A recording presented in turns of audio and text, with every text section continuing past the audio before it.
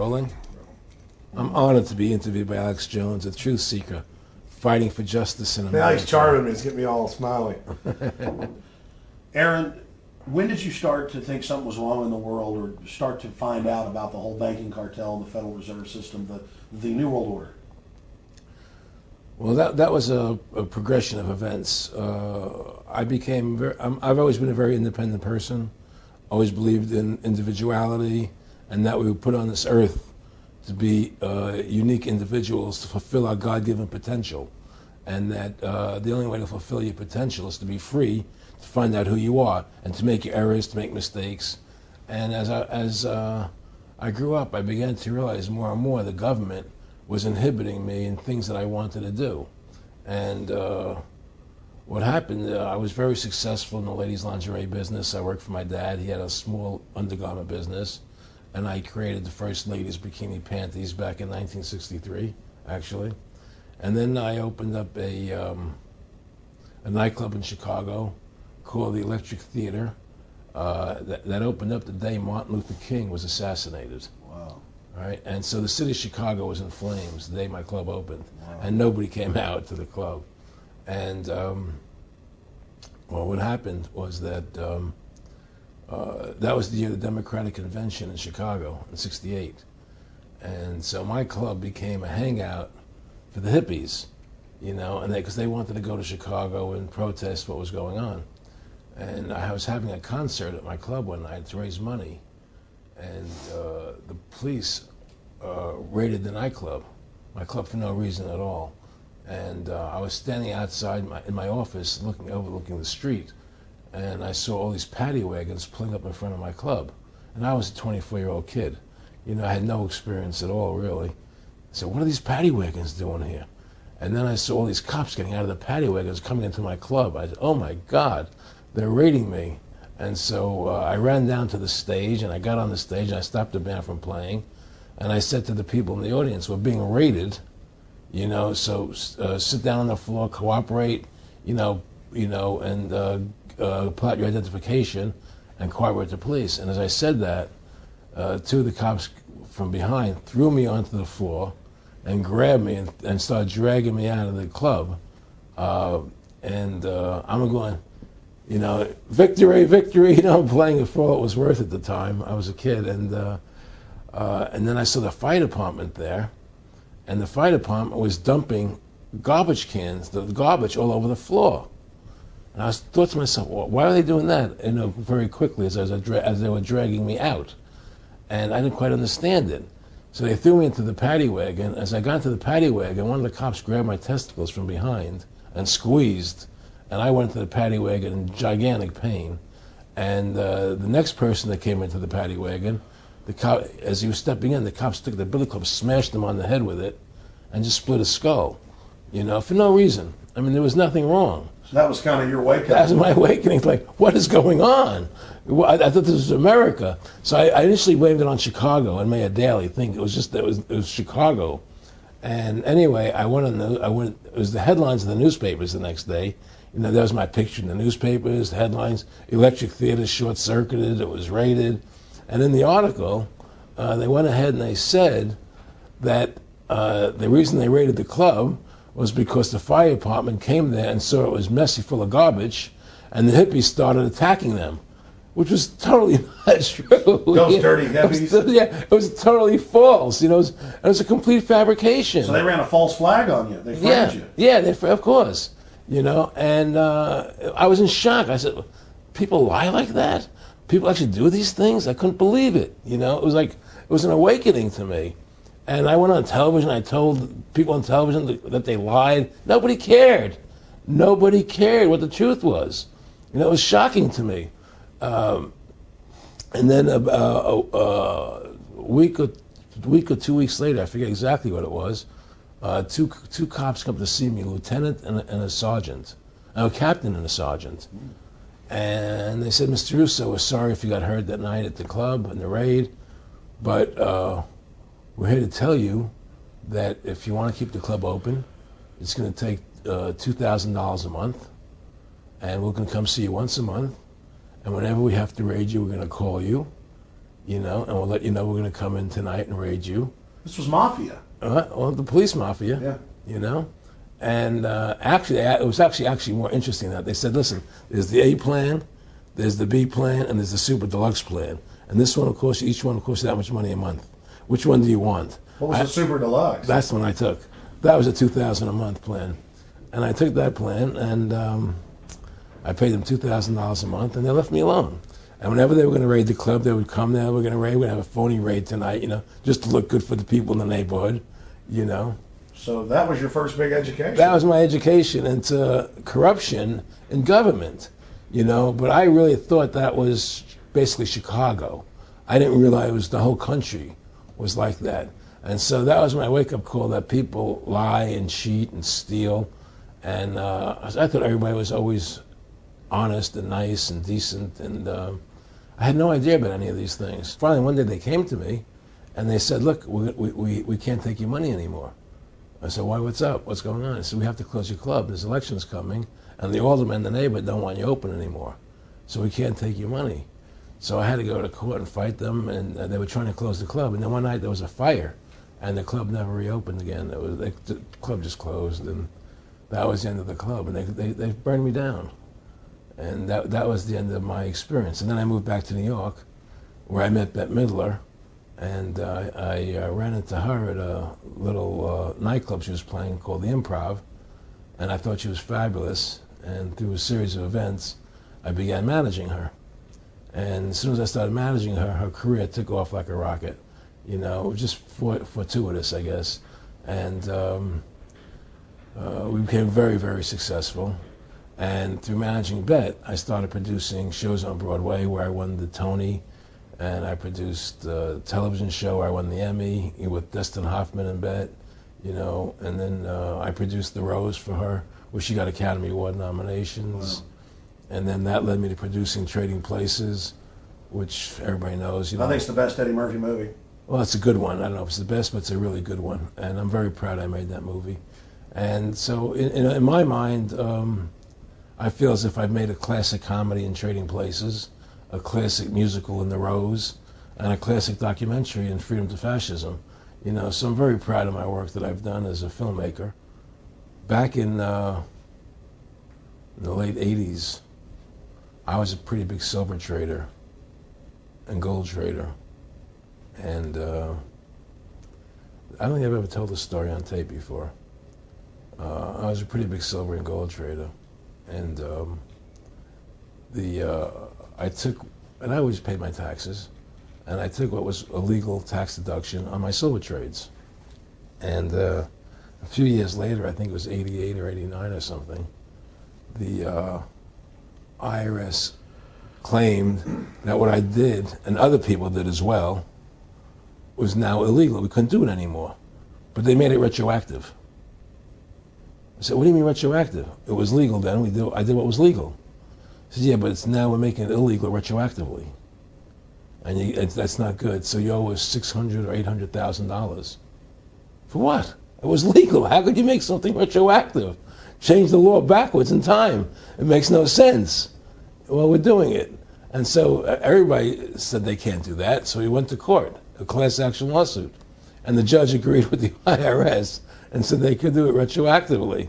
And that's when I knew that there was something wrong in America with the IRS and the system here, Aaron, you were telling me this story last night, and before you even finished saying, in the late 80s, the tax law said retroactive. And I knew that because they literally ruined my dad, but he paid. He didn't know. He still thought this was America. And it was legal tax law, what you're supposed to do. They said retroactively you owe, and with, not just retroactive, but they said you also have penalties and interest. That's right. So how do you have penalties and interest on something when they retroactively change the law?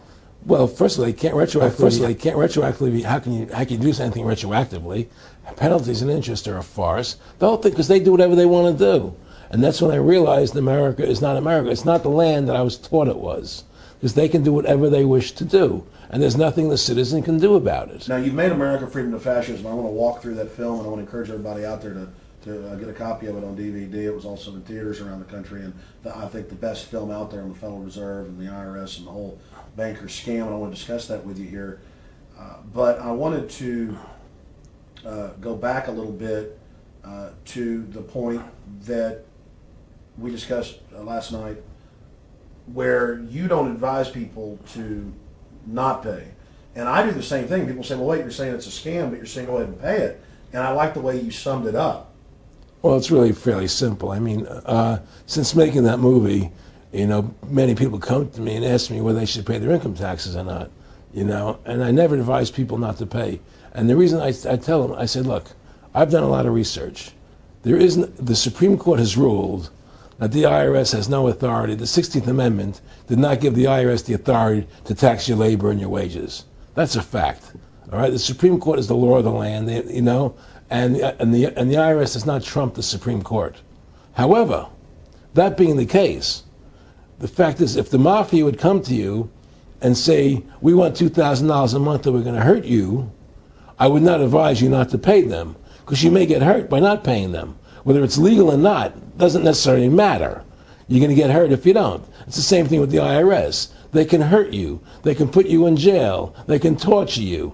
So if you don't pay them, you may get hurt. So I never advise people not to pay. You know, I tell people, yeah, pay your taxes. Look what happened to Congressman Hansen. Yeah, Congressman Hansen's a great example. Pay your taxes. But you know what?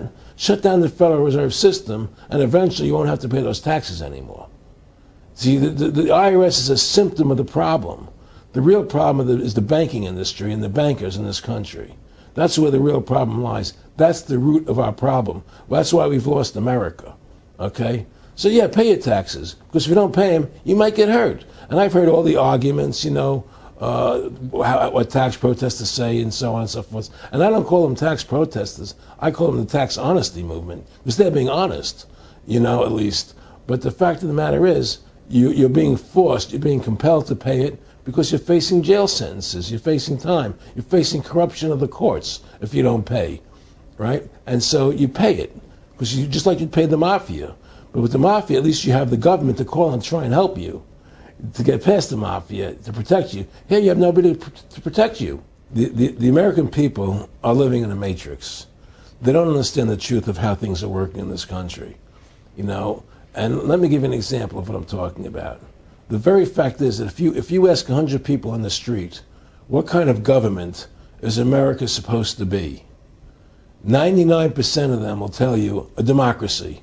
America is supposed to be a democracy. But that's a lie. That's an illusion. The word democracy is not written into the Constitution at one time. It's not in the Bill of Rights. It's not in the Declaration of Independence. The Founding Fathers hated the idea of a democracy. They thought it was the worst form of government there is. And I agree with them. Because in a democracy, 51% of the people control 49% of the people. If you're part of the 49%, you're not free. America was founded as a constitutional republic. And in that constitutional republic that we have, 99% of the people can't take away the rights of 1%. You have your rights because you were born with them. You have God-given human rights that nobody can take away from you. The government, the majority, no matter who they are, I can't take away your rights. And that's what our founding fathers gave us. But the psychological operations that they do to us, they make us believe that we're a democracy and that majority rules, you see? And they want you to believe that. Because then they tell you this poll says this many want this and this many want that and this many want this, and it doesn't have anything to do with anything. Well, Hitler was elected. Hitler was elected. Hitler did everything legally. And in a constitutional republic, a minority is protected against a majority. Wasn't it Benjamin Franklin, to paraphrase, that said democracy is two wolves and a sheep voting on what's for dinner? Exactly. And then he also said, in a republic, the sheep would have a gun to protect himself. You know, and that's the truth. America's not a democracy, but you ask the most intelligent people what form of government America is supposed to be, they'll say democracy. Because that's what they've been brainwashed. They've been psyoped into believing that. They believe that we're in Iraq. They believe we're in Iraq to promote democracy. The word democracy, you hear George Bush saying democracy means freedom. No, democracy equals New World Order. Democracy equals slavery. The word democracy is not synonymous with freedom. It's the opposite of freedom. Democracy is the worst form of government you can have because it's majority rule. And the government can tell you exactly what they want to tell you to do because the majority wants it. I don't care what the majority wants. I live my life as I choose. And if I don't commit violence, theft, or fraud against another human being, I can live my life as I wish. That's my choice. And if I'm allowed to make mistakes, because when you make mistakes, you learn from them. You grow as a human being. We're put on this earth to become the best individuals we can be, to fulfill our God-given potential, right? We're not here to put on this earth so that the government can tell us how to live our lives and what we must do. We put into these systems and these paradigms. No. The same thing in health. You know, if you're sick, you have to have a certain protocol. Nonsense. You know, be individuals. Think for yourself. Have critical thinking, you know. And so what's happened is that because they've taught everybody that we're a democracy, which is not true, now, so then in 1913, they bring the Federal Reserve System into being, right? And now you have this Federal Reserve System, which then in 1913 got the right to create money for the government. When before that, the government created its own money. Now the government, when it needed money, had to borrow it from this private bank called the Federal Reserve, which is a private bank owned by individuals, incorporated in Delaware. And so what happens is now the government borrows money from them to fund the government. Then the government says, well, we have to pay these people interest. How are we going to pay them interest? Let's impose a tax on the labor of the American people, which never existed before, to pay the interest to the bankers. In fact, in 1980, Ronald Reagan said not 1 red cent of your income tax money goes to run the country. It all goes to the Federal Reserve. Well, it was the Grace Commission report that said that not 1 nickel goes to the infrastructure of the country. You know. I guess Reagan quoted that too. Right. And so, but the point I'm trying to make is that by creating this Federal Reserve System, the government now became dependent on these private banks for money. And they started taxing us, you see. And so now what happens is that in 35, I believe it was, Social Security started. And they gave Social Security cards, said not to be used for identification, the Social Security number right on the card, right? And through Social Security, they started deducting money out of your paycheck. That was the first time they were ever could take money out of your paycheck, because people agreed to it because they thought it was going to their retirement fund. And so then when they instituted the income tax again, they started taking money out of your paycheck because Social Security could do it. And then they could do it again. You see what I'm saying? And so now they've even taken control of the tax payment itself. I mean, literally like you're a slave. They're taking it right there when you make it. Exactly. They don't even trust the public enough to go send and them pay a check. themselves, you know? Right. So they take it out automatically because they know people aren't going to want to pay it. So what's happened is that through the implementation of the Federal Reserve System, the government has become vested in these bankers, and they get their money from the bankers. And so then they impose a tax on us, which makes us more slaves, makes it more difficult for us to survive, right? Giving them more profits. And now what's happened is that through the Federal Reserve System, the bankers have pretty much taken control of our government. It doesn't matter Republican and Democrat anymore because they're both the same. Neither one of them are talking about shutting down the Federal Reserve System or stopping the payment of taxes, you know, or any of the big issues that face Americans, right? So I had a friend, Nick Rockefeller, okay, who was one of the Rockefeller family. And he, when I was running for governor in Nevada, he came to me, introduced himself to me through an attorney, and we became friends. We started talking about things, and I learned an awful lot from Mr. Rockefeller. And one of the things that we used to talk about was the ultimate plan of the banking industry, what they wanted to accomplish. And the goals of the banking industry, not just the Federal Reserve System, but the private banks in Germany and England, all over Italy, all over the world, they all work together. They're all central banks, and they're all part of the Communist Manifesto.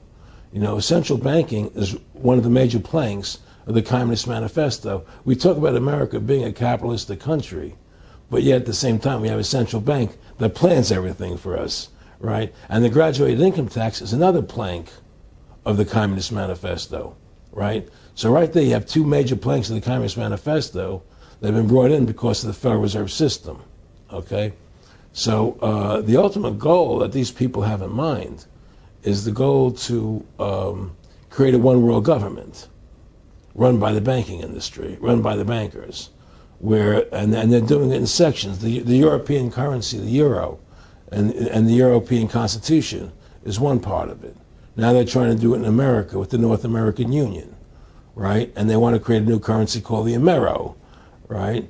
And the whole agenda is to create a one world government where everybody has an RFID chip implanted in them. All money is to be in those chips, right? There'll be no more cash. And this is given me straight from Rockefeller himself. This is what they want to accomplish. And all money will be in your chips. And so instead of having cash, anytime you have money in your chip, they can take out whatever they want to take out whenever they want to. If they say you owe us this much money in taxes, they just deduct it out of your chip digitally. Total control. Total control. And if you're like me or you, and you're protesting what they're doing, they can just turn off your chip. And you have nothing. You can't buy food. You can't do anything. It's total control of the people. And that chip's connected to a database that has your purchasing records, what you do, what everything, you sell. Everything is in there, you know? And so they want a one world government controlled by them, everybody being chipped, all your money in those chips, and they control the chips, and they control people, and you become a slave, you become a serf to these people. That's their goal, that's their intentions. Eric, can you be specific about when you met Rockefeller, how it happened in these discussions? I met Rockefeller through a female attorney I knew who called me up one day and said, one of the Rockefellers would like to meet you. I had made a video called Mad as Hell, and he'd seen the video and wanted to meet me and knew I was running for governor of Nevada. So sure, I'd love to meet him. And I met him and I liked him, and he was a very, very smart man. And we used to talk and share ideas and thoughts. And he's the one who told me 11 months before 9/11 ever happened that there was going to be an event. Never told him what the event was going to be, but there was going to be an event, and out of that event, we were going to invade Afghanistan to run pipelines from the Caspian Sea. We were going to invade Iraq, you know, to take over the oil fields, establish a base in the Middle East, and make it all part of the New World Order. And we'd go after Chavez in Venezuela. And sure enough, later 9/11 happened, and I remember he was telling me how how you're gonna see soldiers looking in caves for people in Afghanistan and Pakistan and all these places, and there's gonna be this war on terror, of which there's no real enemy, and the whole thing is a giant hoax, you know. But it's a way for the government to take over the American people. He told you it was going to be a hoax. Oh yeah, oh yeah. There's no question. He says there's going to be war on terror, and he's just laughing.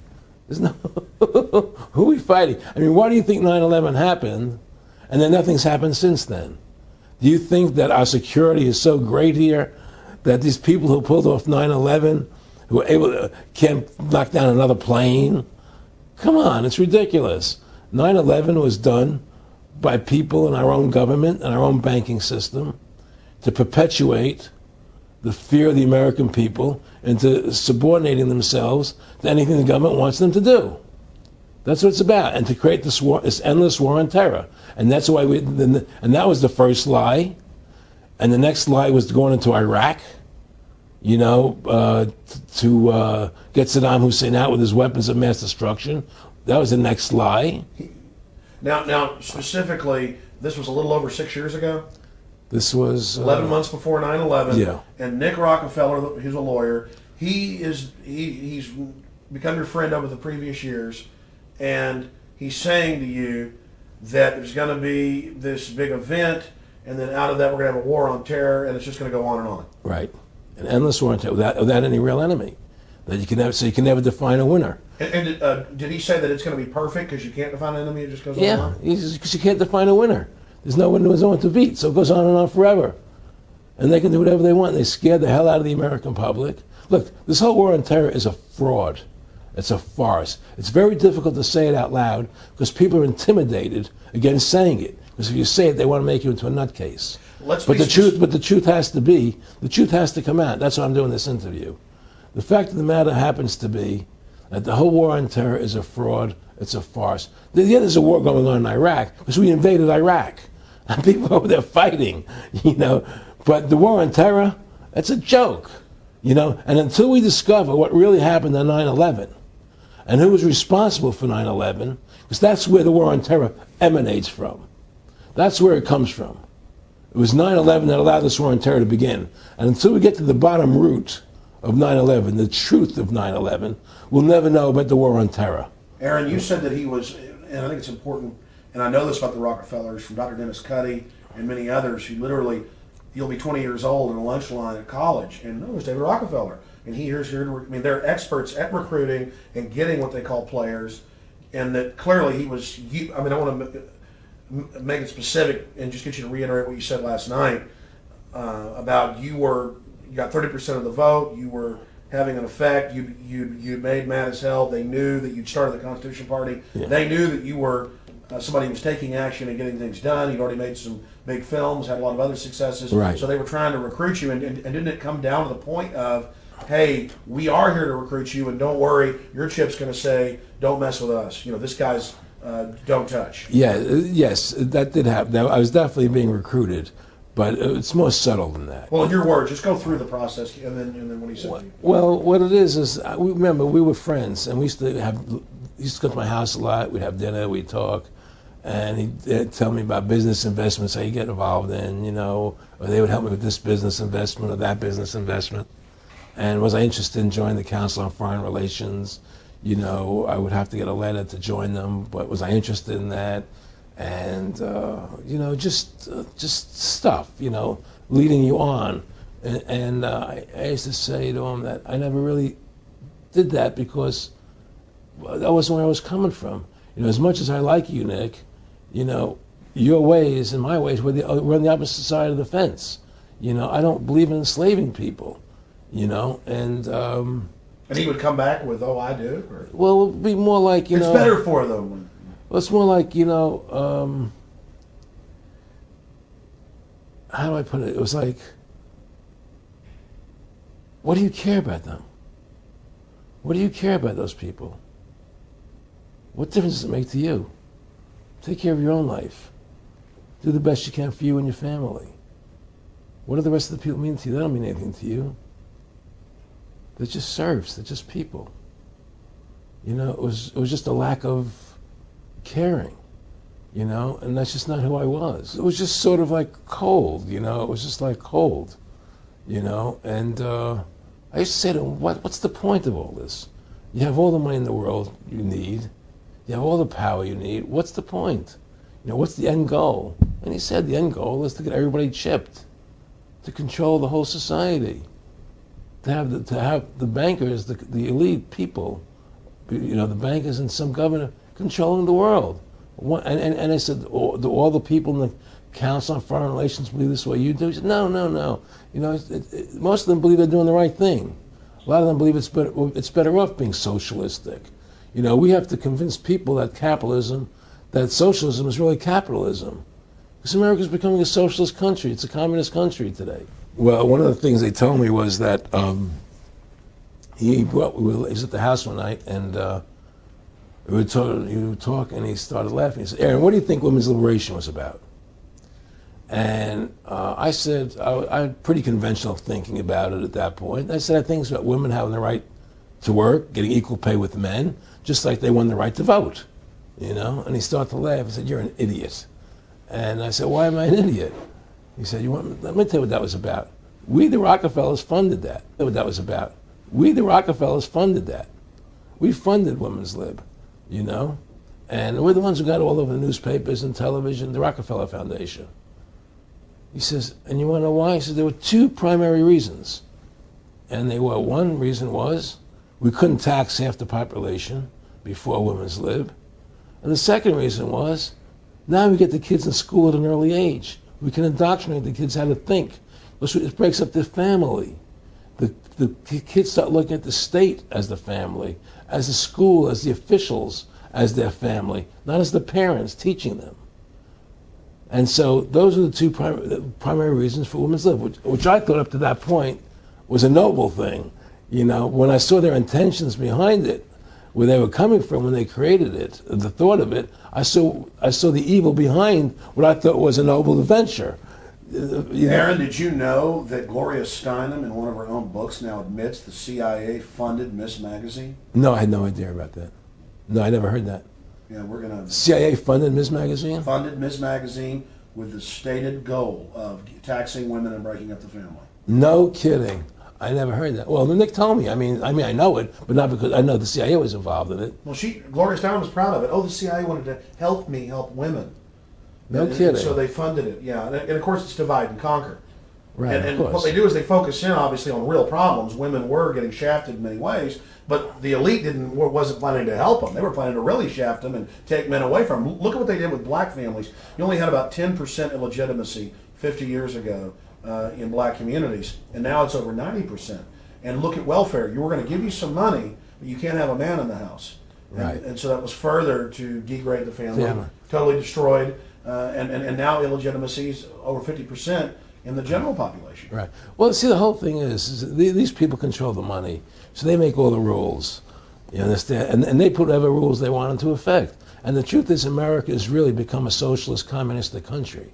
And everybody says it's a capitalistic country. It's not a capitalistic country.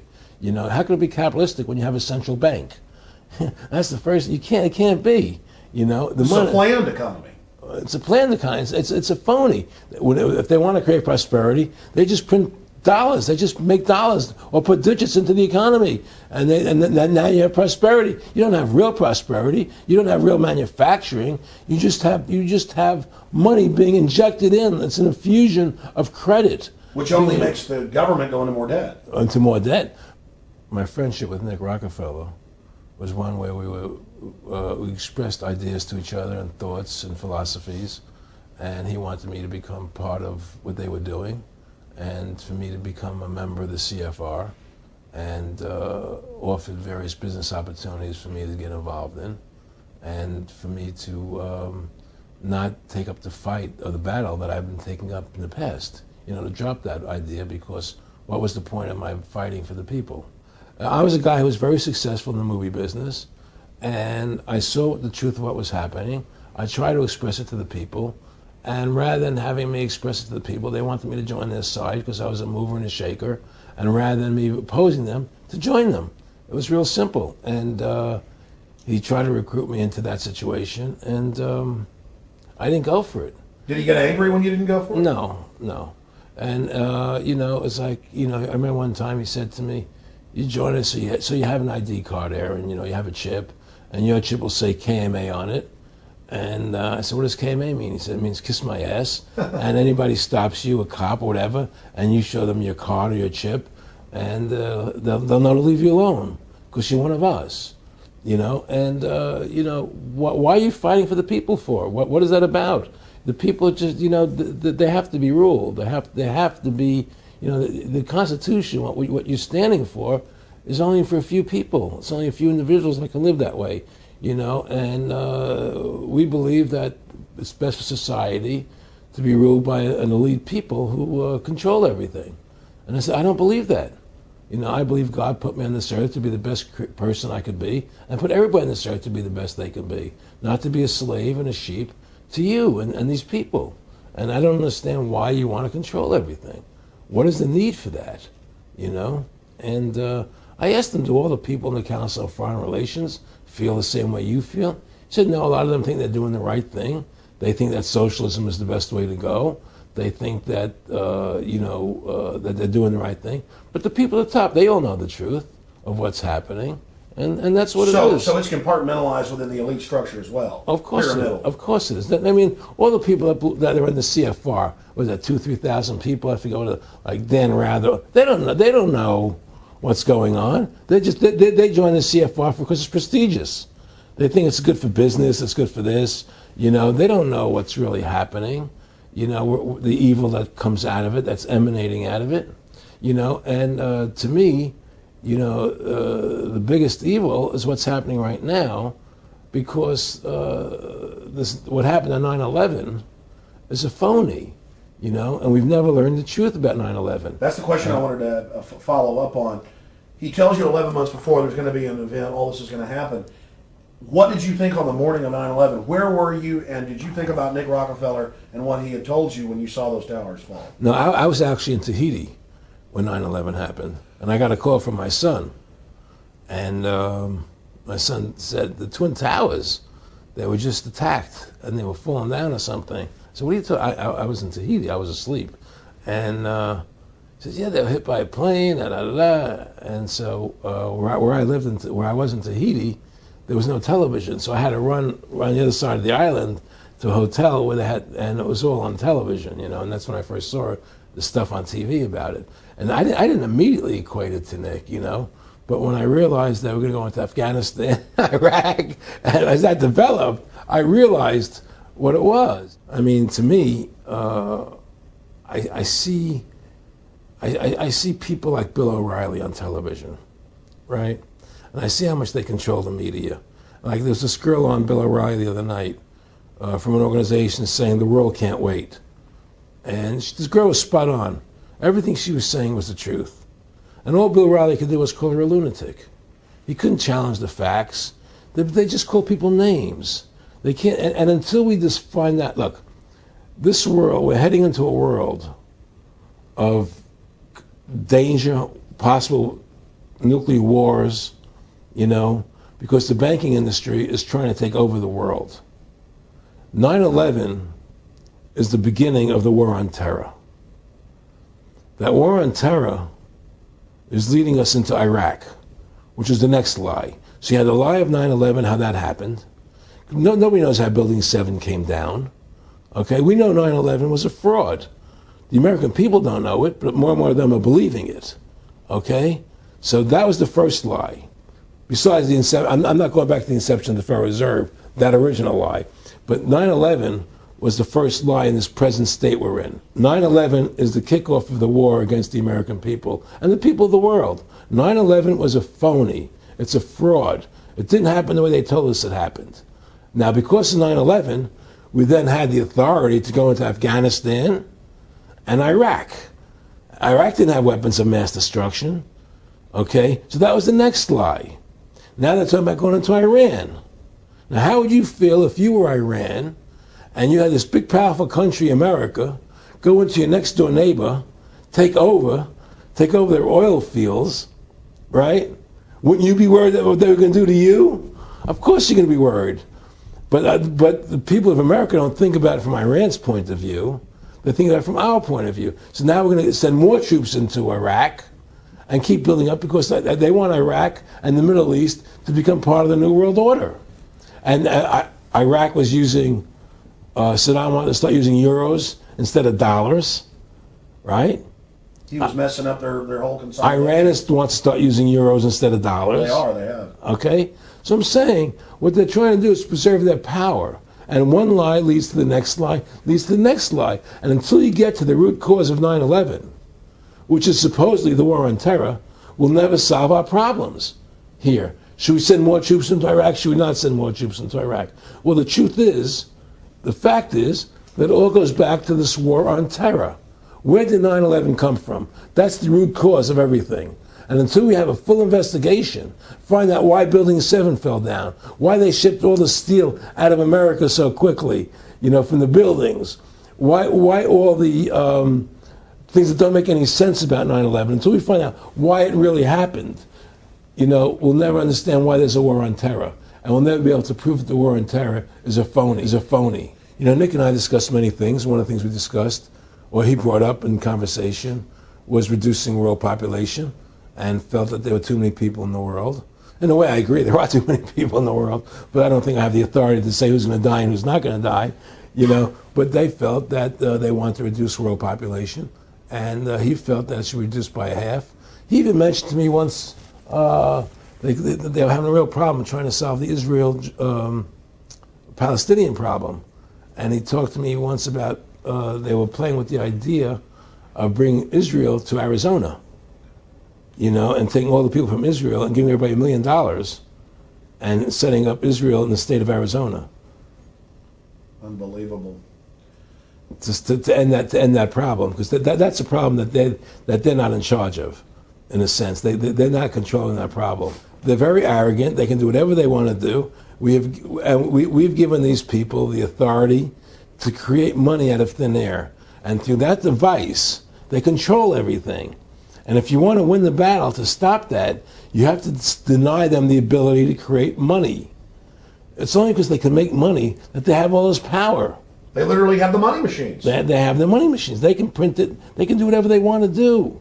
They own everything. Aaron, we'd take over pretty quick if we were the guys that issued the money. Everybody had to come give us real assets for the use of this money we just printed up. You know, people. You know, I tell people, you know, why in the world does the American government borrow money from the banks when they have the ability to create it themselves without borrowing it and paying interest on it? Why? And nobody can answer that question. Not one politician ever raises that. Why does the American government borrow money when they can create it without paying interest? Well, we did create it up until 1913. And so people say, well, because if the American government does it, it'll create inflation. That's the answer. I say, well, let's look at it. The American government has the Federal Reserve do it, which creates the same inflation as if they did it. But also with the inflation, now you're getting massive debt. So with the Federal Reserve, you have inflation and debt. Now, if the American government made the money, backed by gold, which limited the amount they could make, you wouldn't have debt and you wouldn't have inflation.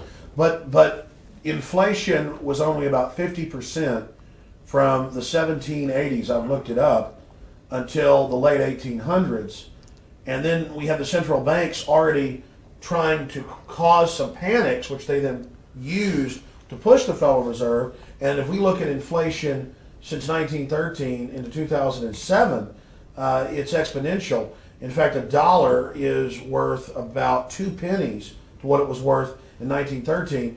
Federal Reserve Chairman, former Federal Reserve Chairman Alan Greenspan doubled the money supply from 2000 to 2006. And then Edward Bernanke, the new Fed chief, came in and said he's going to double it again in the next 2 years. And then he said, now I'm going to make the money supply numbers secret. And so now we don't even know. Right. But the evidence is they are just, I mean, in the curve of inflation, it gradually grows. And then suddenly at a point, it goes straight up. And it seems it's parabolic, yeah, parabolic. But the thing is that the only thing I disagree with you on from early 1800 to 1913, there was no inflation other than during the Civil War.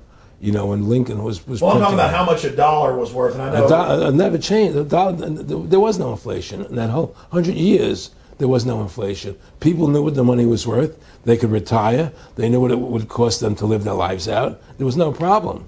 It was only since 1913 when the Fed came in that we created massive inflation and massive debt. So then what you said earlier, then there really wasn't inflation. There was no inflation. So you don't get inflation when the government issues the money, at least in the U.S. history. Well, not if it's backed by gold. Well, exactly. But I'm talking about, and I did look this up, and I believe that if you look after the country was set up, and some of the things that happened with Andrew Jackson and the rest of it, there were points where it spiked and there were manipulations. There were points, mostly during the Civil War. Yeah.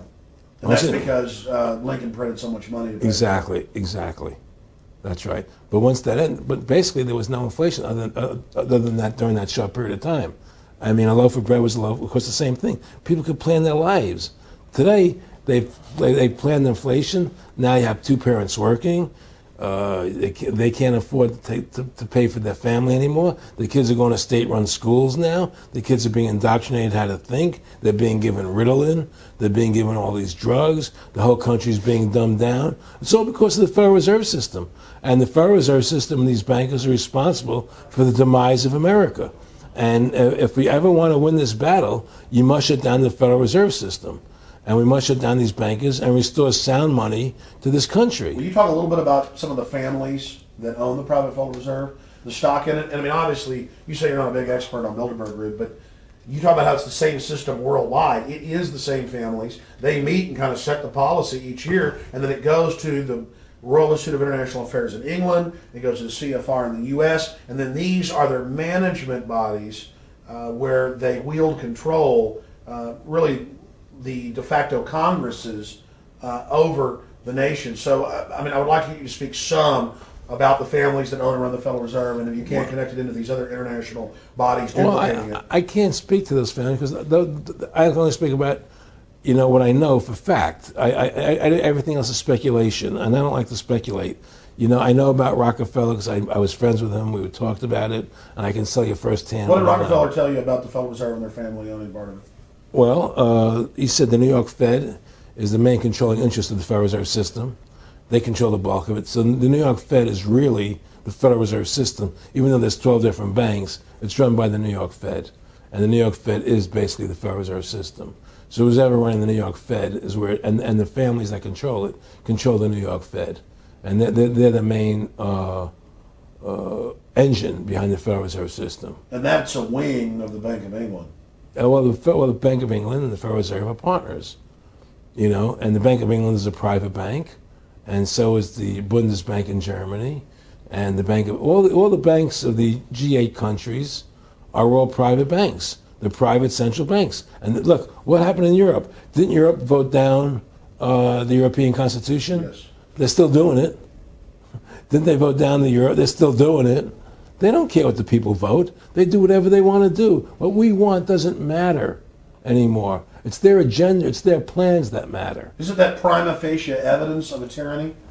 Well, there's no question we're in tyranny. There's no question we're living in a world where the American citizen is no longer a free individual human being to do the things that they wish to do. You know, we're slaves, and it's getting worse. What do we got to do to bring these people down? In my opinion, you must shut down the Federal Reserve System. And I think that there has to be an uprising. There has to be an uprising. People have to stand up. I can't do it alone. You can't do it alone, Alex. And we need to get a majority of people, not a majority of people, but It was 5% won the war against the British, a highly motivated group. But I agree, people have got to get angry first. I mean, not just, yeah, we know it's corrupt and that lackadaisical. We got to get pissed. People don't seem to have the courage to do what they have to do, you know? I want to say you've got a lot of courage. Well, thank you. You know, I don't know if I have a lot of courage. I just have Well, I want to thank you for what you're doing for my family. Well, I have a sense of conscience and I have a sense of justice. You know, I get nervous about what I do, but I do it because there's no other choice. You know, I couldn't live with myself if I didn't do it, you know? But the fact of the matter is, I mean, I've ostracized myself pretty much from Hollywood. You know, people are afraid to deal with me in Hollywood a lot because of what I do and the things I say. You know, I don't go along with routines. You know, a lot of people in Hollywood know the truth. They're not willing to stand up and speak about it. You know, and I know many of them have seen my movie, you know, and they know I'm right, and they won't talk about it because everybody's afraid. Everybody's afraid because they think that this money they get, these Federal Reserve notes, are really money, and they think they have a comfortable lifestyle, and they're afraid of change. You know, they're afraid to stand up for what's right. And until people are willing to stand up and have the courage to do what they need to do, it's not going to change. And hopefully, you know, what you're doing, what I'm doing, what other people like us are doing, can affect the change that people will stand up and say, hey, I've had enough. The thing is, we have one advantage. That they need us to cooperate. See, if we don't cooperate with them, they can't win. And so they always need our cooperation to go along with their programs. So they try to sell us. Right. They try to sell us. Democracy, this majority says this, believe in this, do that. The war on terror, you know, we got to be scared. You know, they're always trying to do things to sell us that will go along with them. And once we learn not to cooperate with them, then we win the game. And that's the point. Don't cooperate with them. Don't go along with the program anymore. Stop it.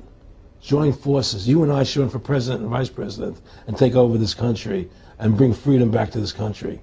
You know, that's what it's takes. Like two people like you and I, statesmen, who believe in freedom, who believe in Thomas Jefferson and the Constitution and the founding fathers to make this country whole again.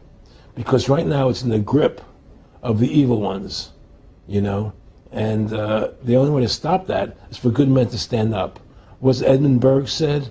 Evil can only thrive when good men do nothing. Yes. Right? We got to do something. That's what it is, you know. Silence is golden, but when it comes to your freedom, it's yellow. You know, we have to stop being scared. We have to stand up and do what's necessary to take back, to stop these bankers, these elite, this government full of lies, congressmen full of liars, you know. People destroying our borders, you know, creating a government. I mean, imagine this. Here you are in America, and they're combining America, Canada, and Mexico into one country, the North American Union, and the American people don't know anything about it. It's not even in the press. They'd rather talk about Rosie O'Donnell and Donald Trump calling each other names than discussing the fact that we're merging into one country. The press doesn't even report it. Or that Paris Hilton doesn't wear underwear. Yeah, Britney Spears. But I mean, who cares? I mean, the fact of the matter happens to be that tells you how controlled the media is. Here you are combining America, Canada, and Mexico into one country, and you don't see it in the press. Unless maybe it's Lou Dobbs. You don't see it in the press. You just don't see it. It should be the top story everywhere. Everywhere, and not a word about it, really. Why? That tells you, there's the evidence that it's controlled. They don't want the American people to know what's going on. That's why they don't protect our borders. That's why we're losing our Constitution, the very document that secures our freedoms.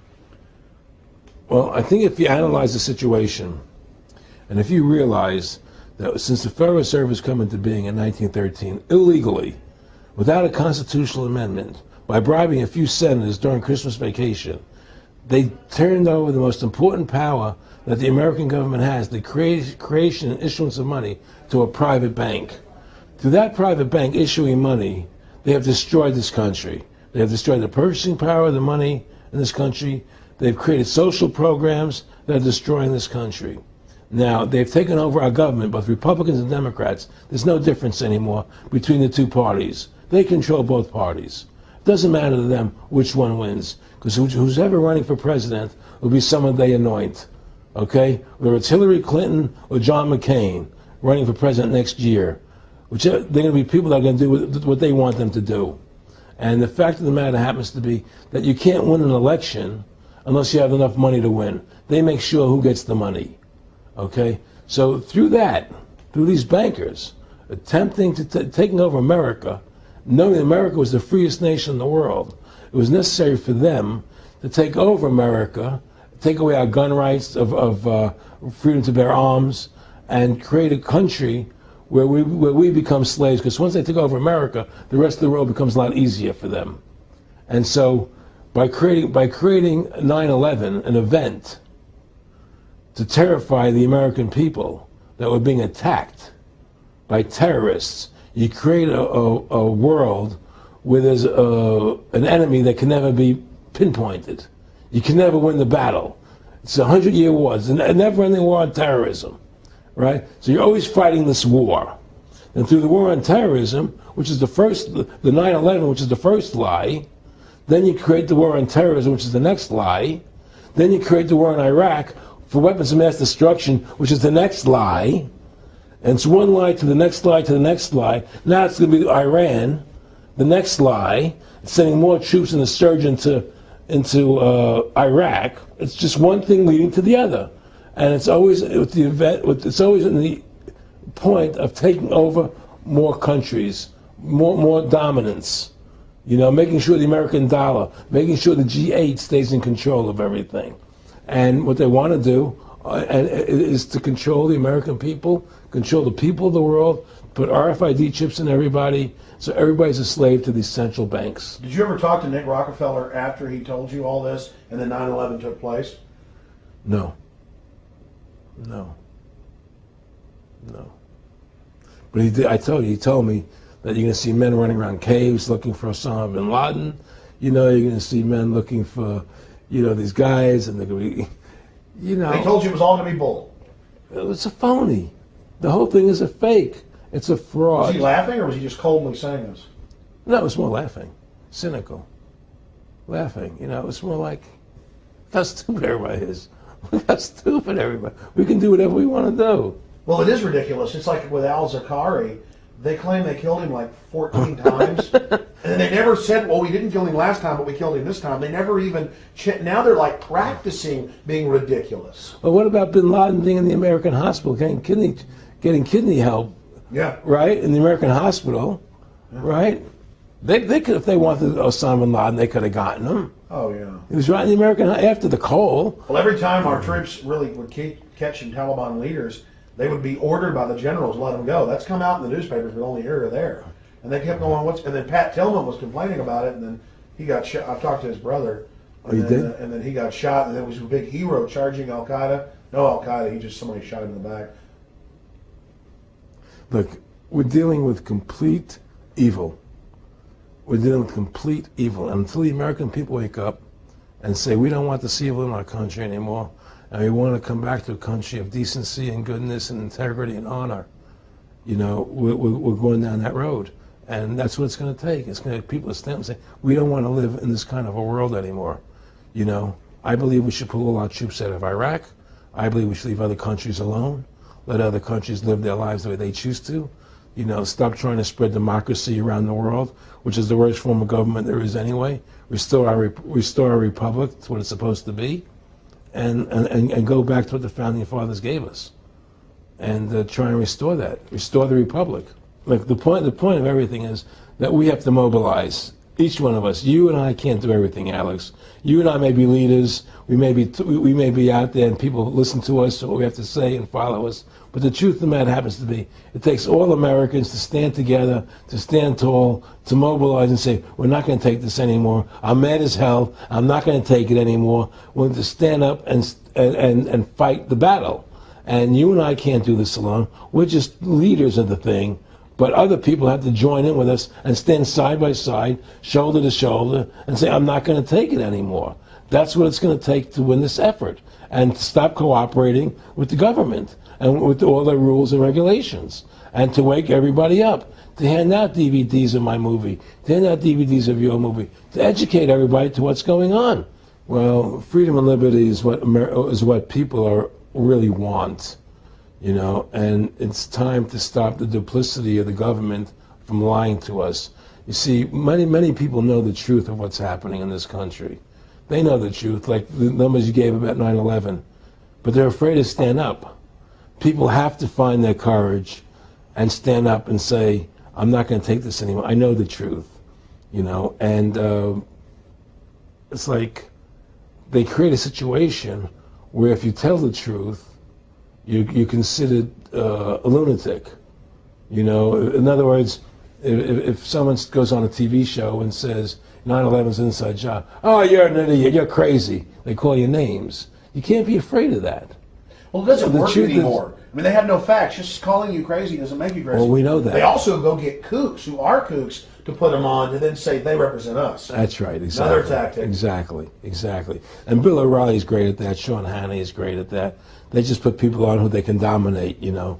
But why do you think guys like that, they're not stupid? I mean, I've talked to people that don't. They know the truth. Why do you think they decide to join the evil? That has to be in their hearts. I mean, I had the opportunity to do that, and then in my heart I couldn't do it. So it has. But I mean, how could you or I consciously be involved in something like putting AIDS virus in black Africans' vaccines? I mean, what the hell?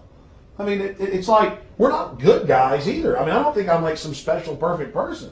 What the hell's wrong with this elite? I mean, what are they running around doing evil? I mean, they just run around continually doing evil. Well, I think a lot of them think they're doing the right thing. I think a lot of them think they're doing the right thing. Not the top elite, but people within the system, you know. But I think that it's all about, as Nick said to me, it's about control and power. They have all the money they want. They can make all the money they want. They have a machine that can make all the money. It's not about money. It's about control. It's about their vision of how they want to see the world in their eyes. And, you and I believe in individuality, in the person being the dominant thing, the individual being the dominant person. Today we live in a world where institutions are dominant, not people. The American, we the people, by the people, for the people.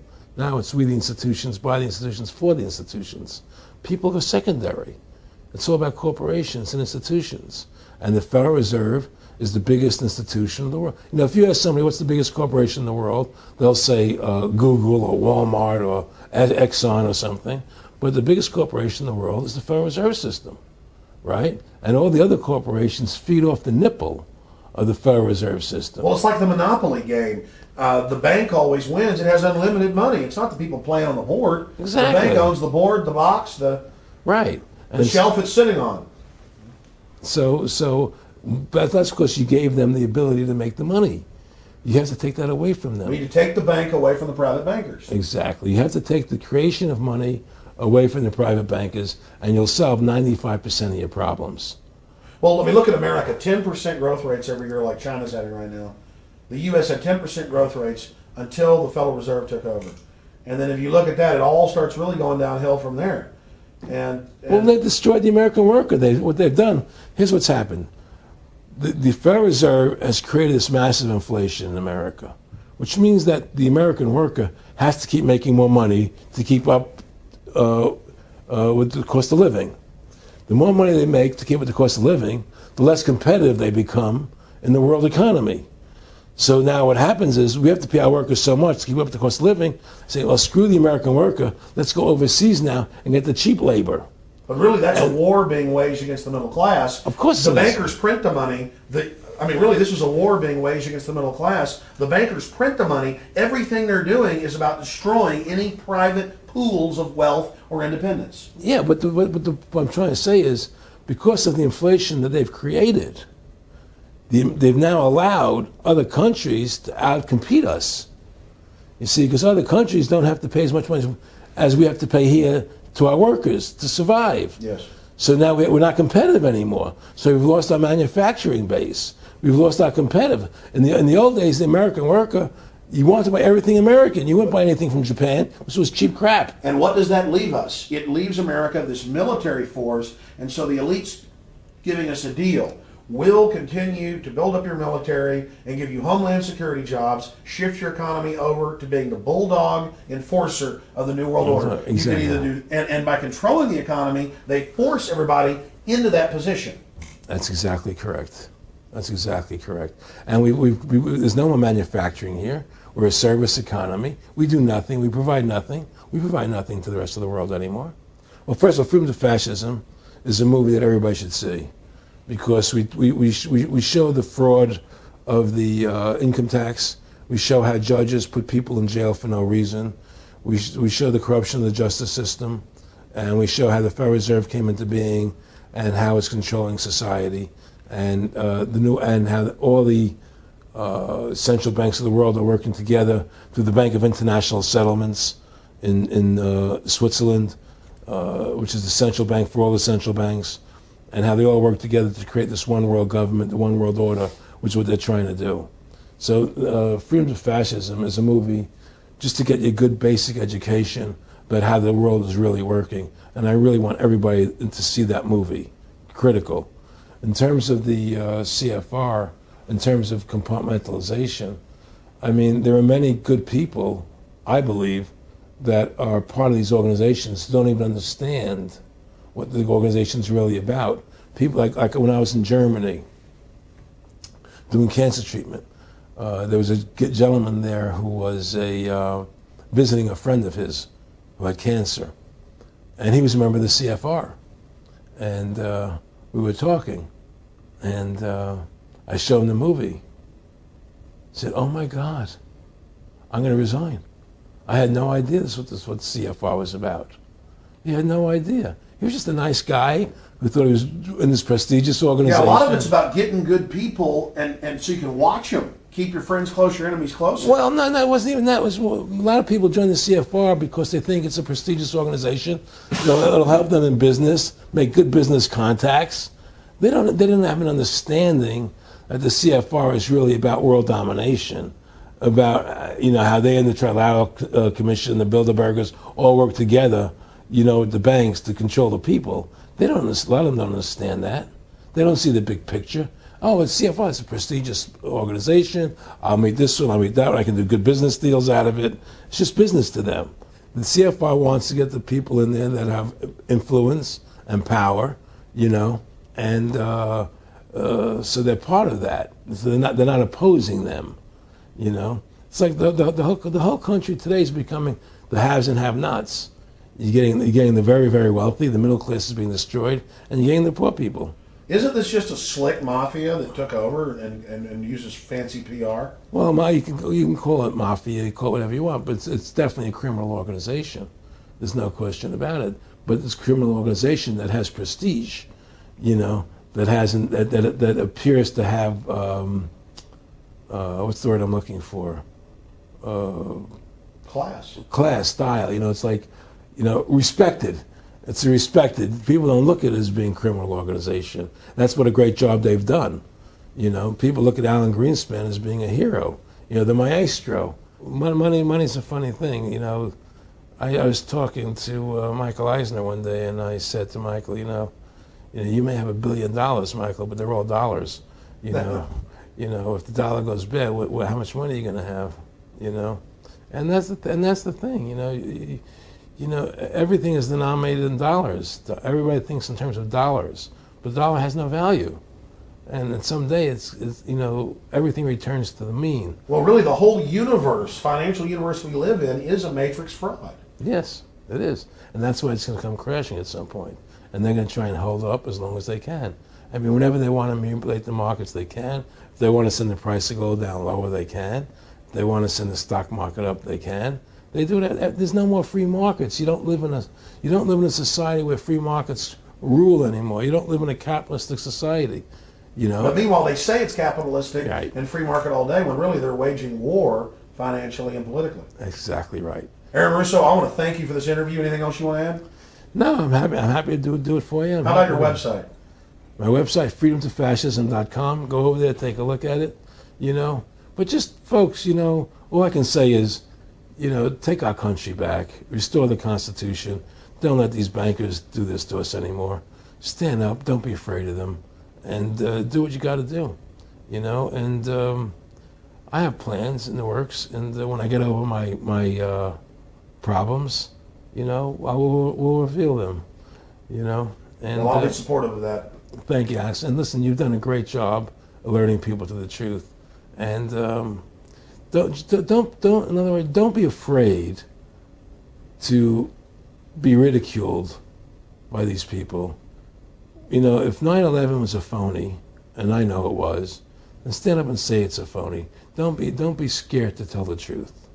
Don't allow their their powers of trying to make you look silly to frighten you. What did you think of what Charlie Sheen did? I love what Charlie Sheen did. I was so respectful of what he did. I just applauded him. People saw right through that attack. They flipped the light switch when they went after him. Yeah, but they don't. You see, the thing is that more people don't come out and do it. To build that wave. Charlie did it. I'm really proud of the guy. David Lynch did, but the media was smart and didn't bite this time. They ignored it. Right. I mean, a few people have, but they're not picking up on it because they control the media. James Brolin did on The View. I heard that as well. But again, they're not picking up. Barbara Walters looked like she was about to have a heart attack. But they don't pick up on it. You see, they don't allow it to go anywhere. It comes if someone says something, they let it die. But they keep perpetuating, the war on terrorism. They keep perpetuating all these things that are lies. And because we've given the Federal Reserve the money-making power, they control the media, they control the government, and they're all in bed together. So you're fighting all this propaganda all the time, and it's a very difficult fight.